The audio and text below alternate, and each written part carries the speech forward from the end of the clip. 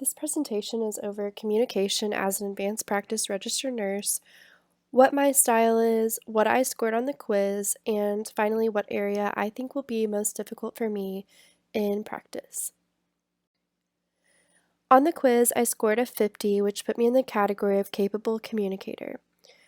A strength I have is definitely written communication.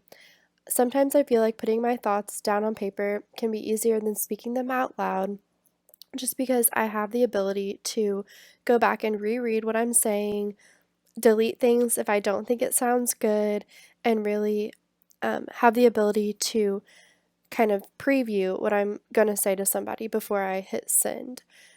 A weakness I have would be thinking too much about what I'm going to say when someone's speaking to me, so that can cause me to miss certain pieces of information.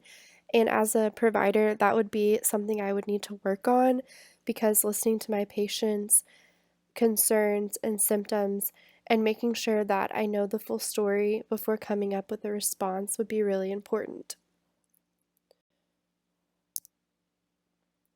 I chose provider-patient communication as the area that would be more difficult for me, as I feel like by the time I am a provider, I will have some experience with speaking with providers. And another big reason would be the 4 points I listed on the side there. Number one being health literacy level. So, patients' health literacy will not be on the same level as ours and as other providers. So, it'll be important to come up with ways to explain things to patients so that they can understand.